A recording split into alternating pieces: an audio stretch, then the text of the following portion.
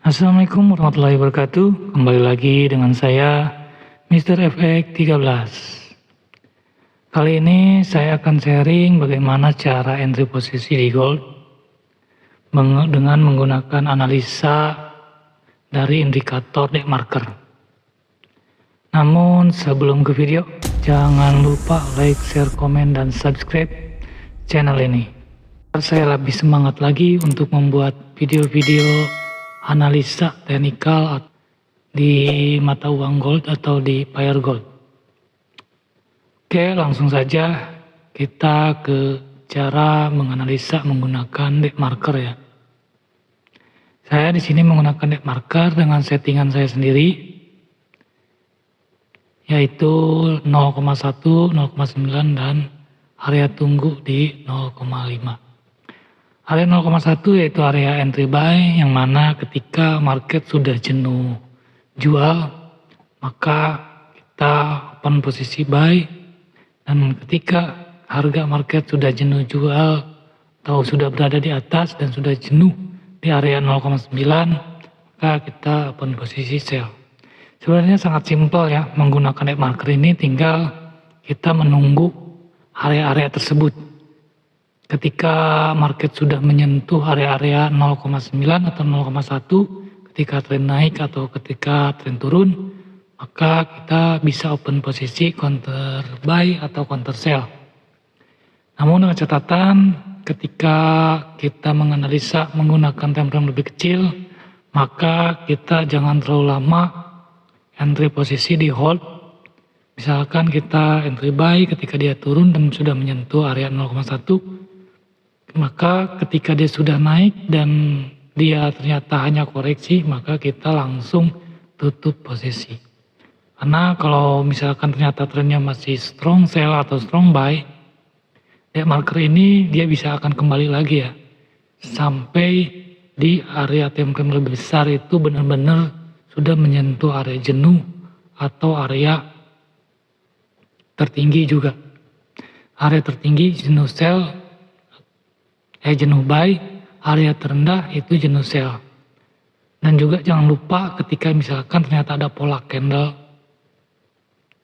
biasanya dia juga akan ada pola candle ya, ketika dia sudah jenuh di area buy atau jenuh buy, dia akan ada pola candle juga.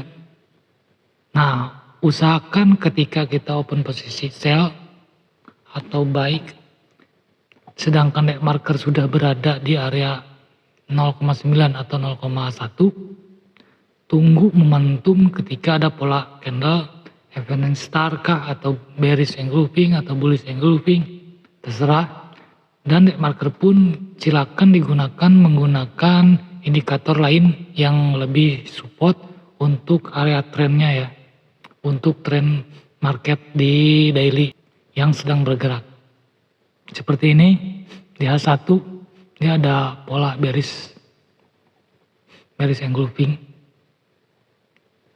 Namun di deck marker dia belum menyentuh lagi area 0,9 ya.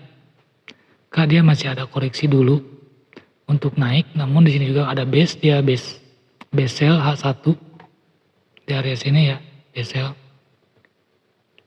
Makanya biasanya dia akan koreksi dulu naik, baru dia kembali turun. Dia bisa saja dia menyentuh area 0,9 ataupun tidak, karena tergantung kondisi. Kita bisa langsung rubah saja.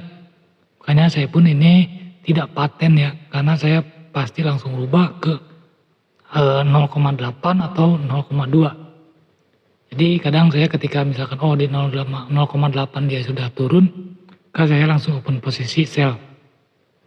Tapi biasanya juga saya kalau misalkan sudah ada pola candle seperti ini, ketika ada pola candle bearish, saya langsung open posisi sell, SL, ambil di atas tertingginya, penutupan tertinggi atau sumbunya, saya open posisi sell dan SL di atas sumbu 30 atau 50 pips.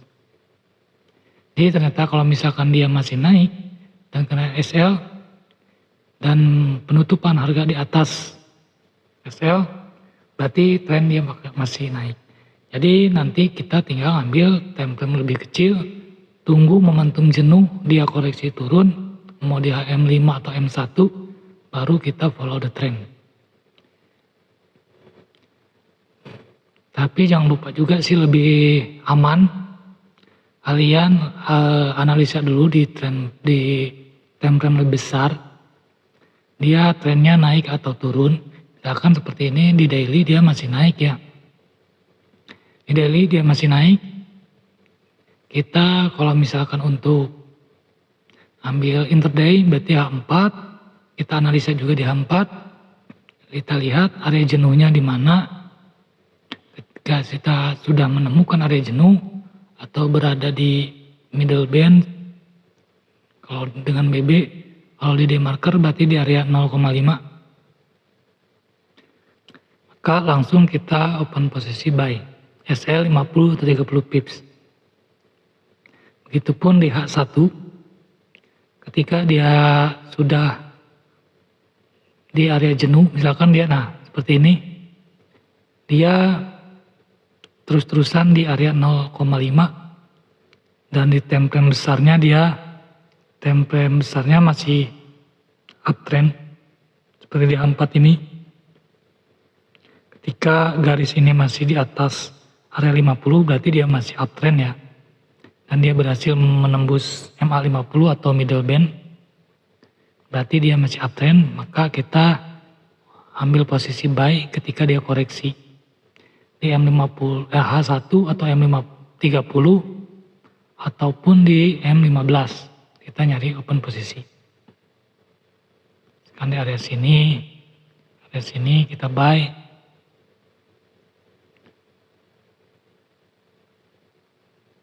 Nah, cuman ini agak berbahaya juga sih kalau di situ ya. Biasanya dia ternyata akan nge-break. Nah, lebih amannya yaitu digunakan dengan Bollinger Band seperti di area sini. Jadi ketika dia sudah berada di lower band,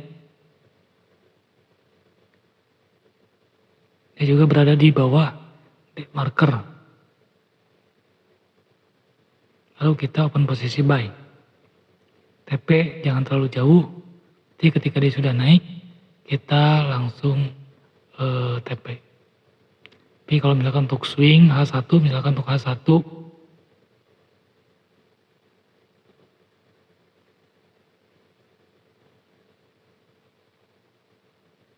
nah seperti ini, dia berada di area jenuh jenuh jual, maka dia ada kemungkinan untuk arah naik.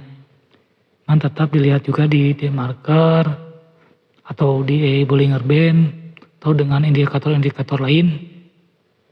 Terus lihat juga pola-pola candlenya, ada kemungkinan dia pembalikan arah atau tidak, baru kita enter posisi. Yang pasti ketika dia sudah berada di area jenuh, ini antara 0,1 dan 0,2 ya. Yang pasti ketika dia sudah jenuh beli atau jenuh jual, dia akan ada pola-pola candle untuk pembalikan arah. Sebelum ada pembalikan arah tersebut atau pola-pola candle untuk kembalikan arah, kita jangan dulu counter. Lebih baik kita follow the trend saja. Follow the trend bisa menggunakan Fibonacci atau menganalisa menggunakan Bollinger Band. Jika di D-marker dia tidak menyentuh area jenuh jual atau jenuh beli. Itu sangat simpel juga sih menggunakan D-marker. Ketika dia sudah menyentuh, kita bisa eksekusi buy. Tergantung kita mengambil time frame. Jika untuk time frame lebih kecil, kita ambil scalping. Time frame untuk lebih besar, berarti kita ambil swing atau intraday. Oke, mungkin cukup sekian video kali ini. Jangan lupa like, komen, dan subscribe. Semoga video ini bermanfaat. Assalamualaikum warahmatullahi wabarakatuh.